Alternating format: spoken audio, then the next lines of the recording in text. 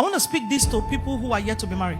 It was the will of God. I was in final year in university when the Lord said be married. So it was the will of God for me to be married. But personally, I didn't want to get married at that time. Because in all that I do, I like to be excellent. So I wanted to come out with the first class in school. So I was pursuing my first class. Then the Lord came. But that's not my desire, my priority for your life. My priority for your life right now is that you should be married. Seeing all the things in this world. I have sisters ahead of me. They are not married. What is my rushing to be married when I'm still studying? So he opened the window of opportunity for me to be married. So I prepared myself to be married. But this is the reason I'm telling you the story. The entire hell was set loose that I wanted to marry. The entire hell. In the physical, there was battle. In the spirit, there was battle. Then it was one day in school, the Lord reminded me, because I was always going to the chapel to pray. Why? Because I want to be married. Exams are around the corner. I'm finishing school. Why should my greatest prayer point be married right now, oh God? But that the spirit held it be married. It seemed like there's something in the family, like a curse. I don't know. Nobody ever spoke about it. As if that, because I was apparently the first to do a proper marriage. I was the first. I didn't even know. Nobody was searching the history. Some spirits are there. The way they fought me. One day, I fainted. I was coming back from introduction. When we did introduction, I just came out of my school compound from the car. I just collapsed. The wala was much. Hell was fighting me from everywhere. But this is the reason for the story, like I said. The Lord said to me, you will enter in prayerfully. You will pray. When you pray, when it's not me that had the desire, oh God. It's not, I didn't wake up and say, hey, God, I want to be married. Then when God said pray, to make sense, pray. I set my own judgment. You said be married. Then you are not telling me to pray. I prayed close to 3 months, consistently, 12 midnight, every time I go to chapel. I had one prayer partner there. The prayer partner said, this prayer is okay. And I said, no, it's not okay. It's not okay. We're going to pray until the day I put the ring in my hand. You're on your own. I prayed. The way the devil rose against me, and parents, everybody standing against me, it didn't make sense. It should be a joyful thing. Everybody, what? It was not them.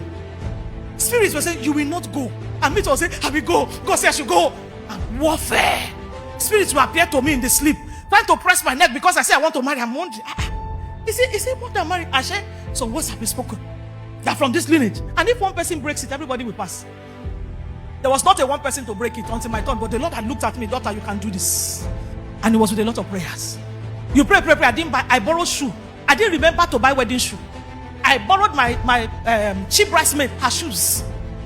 Because it was on the engagement, the Thursday, I remember. Shoes. I didn't do wedding hair. Ogune, you don't remember. That's to tell you how strong the enemy doesn't want you to go.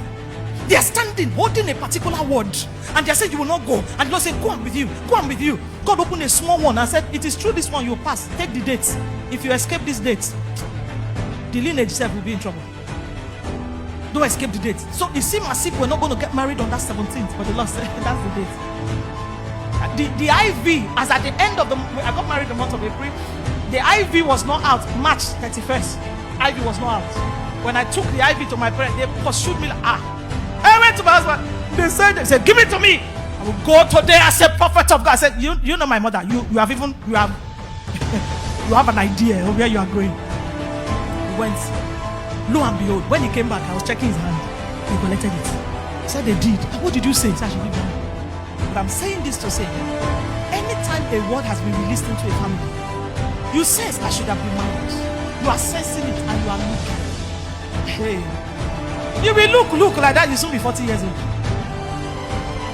When you begin to sense this is in the family, you start to pray. Powerful. That's what I'm telling the singles. When you sense I should have been, I'm tied down not by what I have done. Some people are virgins at 40. Not because they were sleeping around. Some have been born again since they were 5. So not as if they were aborting around. They have no reason to be tied down. Some have been brought up properly by their mothers. You see some very well behaved women who should have been serving and helping in a marriage. They are still single.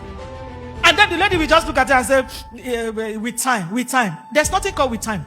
You are hearing this message now that there's warfare. And if there is warfare, somebody must rise with the sword. I have told you the sword is God's word. You must find out why you should not be stagnated.